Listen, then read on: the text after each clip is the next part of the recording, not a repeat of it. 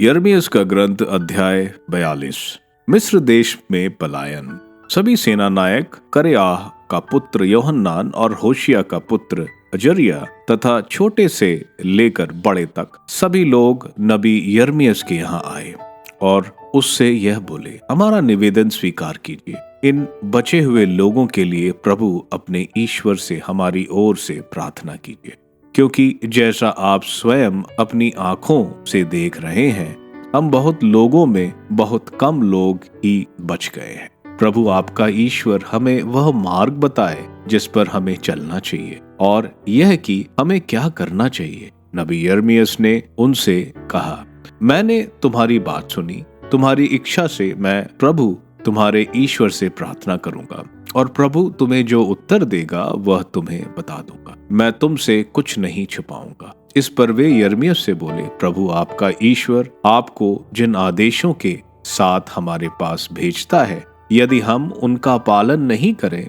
तो प्रभु हमारे विरुद्ध सच्चा और सही साक्षी हो। अच्छी हो या बुरी, हम प्रभु अपने ईश्वर की आज्ञा का, जिसके पास हम आपको भेज रहे हैं, पालन करें, जिससे कि प्रभु अपने ईश्वर की आज्ञा मानने के कारण हमारा कल्याण हो। 10 दिन के बाद यिर्मयाह को प्रभु की वाणी सुनाई पड़ी। तब उसने करेआह के पुत्र योहन्नान, उसके साथ के सब सेना नायकों और छोटों से लेकर बड़ों तक सभी लोगों को बुला भेजा और उनसे यह कहा, प्रभु इज़राइल का ईश्वर, जिसके पास तुम लोगों ने मुझे अपना निवेदन प्रस्तुत करने भेजा था, वह कहता है, यदि तुम इसी देश में रह जाते हो तो मैं तुम्हें नहीं ढाऊंगा बल्कि तुम्हारा निर्माण करूंगा। मैं तुम्हें नहीं उखाड़ूंगा बल्कि तुम्हें रोपूंगा, क्योंकि मैंने तुम्हारा जो अहित किया है उसका मुझे पछतावा है। बाबुल के राजा से मत डरो, जिससे तुम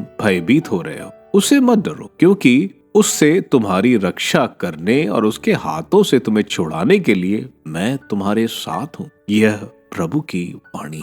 मैं तुमको दया का पात्र बनाऊंगा, जिससे वह तुम पर कृपा करे और तुम्हें अपने देश में रहने दे। किंतु यदि तुम प्रभु अपने ईश्वर की आज्ञा नहीं मानकर यह कहते हो, हम इस देश में नहीं रहेंगे, हम मिस्र देश जाएंगे, जहां हमें ना तो युद्ध दिखाई देगा और ना नरसिंह की आवाज सुनाई देगी और ना रोटी के अभाव में भूखों मरना पड़ेगा। हम वहीं निवास करेंगे। तो यहूदा के अवशेष, प्रभु की यह वाणी सुनो।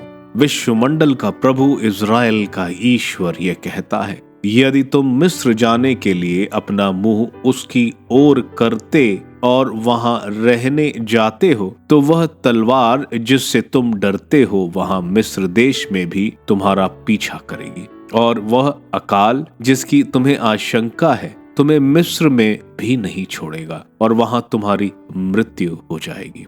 वे सभी लोग जो मिस्र जाकर रहने के लिए उसकी ओर प्रस्थान करेंगे, वे वहां तलवार, अकाल और महामारी से मरेंगे। मैं उन पर जो विपत्ति ढाऊंगा, उससे ना तो उनमें कोई बचेगा और ना जीवित रह पाएगा। विश्वमंडल का प्रभु इज़राइल का ईश्वर यह कहता है, जैसे यरूशलेम के निवासियों पर मेरा क्रोध और प्रकोप बसा था, यदि तुम मिस्र जाओगे तो वैसे ही तुम पर मेरा प्रकोप बरसेगा। तुम घृणा और संत्रास, अभिशाप और उपहास के पात्र बन जाओगे। इस स्थान को तुम फिर भी नहीं देख सकोगे। यहूदा के अवशेष, प्रभु ने तुमसे यह कहा है, मिस्र मत जाओ। यह जान लो, मैंने आज तुम्हें यह चेतावनी दी है। तुमने स्वयं अपनी हानि की है, क्योंकि तुमने प्रभु अपने ईश्वर के पास मुझे यह कहकर भेजा, प्रभु हमारे ईश्वर से हमारी ओर से प्रार्थना की, और प्रभु हमारा ईश्वर जो कहे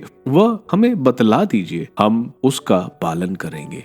और आज मैंने तुम्हें वह बतला दिया है, किंतु तुमने प्रभु अपने ईश्वर की उस आज्ञा की एक बात भी नहीं मानी है, जिसे तुमसे कहने के लिए मुझे भेजा है। इसलिए यह निश्चय जानो कि तुम जहां जाकर रहना चाहते हो, वहां तुम तलवार, अकाल और महामारी से मरोगे।